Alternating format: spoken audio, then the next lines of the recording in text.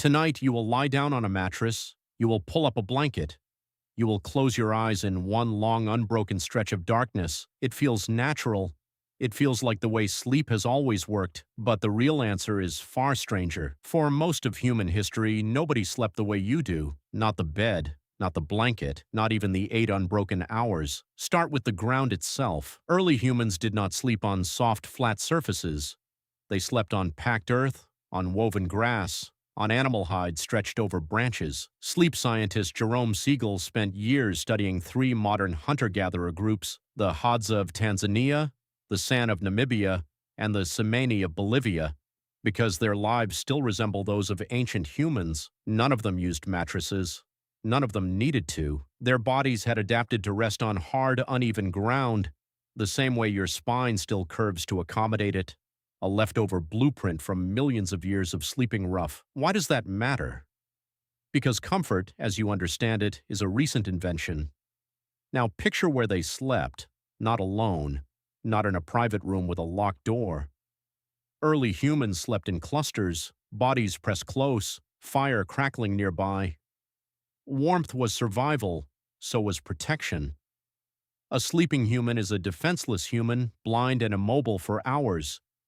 Group sleeping solved that. Someone was always closer to awake than asleep. Anthropologist Carol Worthman, who has studied sleep across dozens of traditional societies, found that solitary sleep, the kind you consider normal, is actually one of the rarest sleeping arrangements in human history. You sleep alone tonight. Your ancestors almost never did. Here is where it gets stranger. You assume sleep is one long block. Lights out, lights on, 8 hours in between.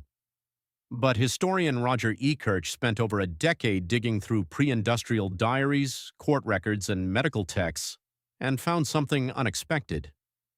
Before artificial light existed, many people slept in 2 distinct phases: a first sleep, beginning shortly after dusk, then a waking period in the middle of the night, sometimes an hour or more, used for prayer, conversation, or quiet reflection, then a second sleep, carrying through to dawn.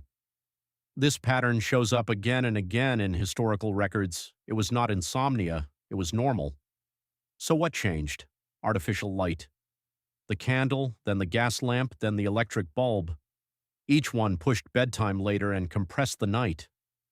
Chronobiologist Till Roenneberg has shown that modern humans now sleep nearly 2 hours less, on average, than people did before electric light reshaped the night.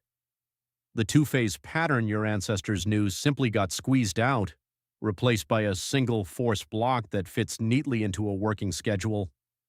Your body, though, never got the memo. That 3 a.m. waking you sometimes dismiss as a bad night? It may be an ancient rhythm trying to surface through a modern routine that has no room for it. The anxiety that creeps in during those quiet midnight minutes isn't always a problem to fix. It might be the oldest, most familiar hour your biology has ever known, just one you were never taught to expect. Think about that the next time you wake at an odd hour and reach for your phone to check the time, frustrated, certain something is wrong with you. Nothing is wrong. You are not broken. You are remembering. Tonight you will lie down again. Soft mattress, sealed room, one long stretch of dark. But somewhere underneath all of it, your body is still listening for a fire that isn't there, and a second sleep it never quite forgot.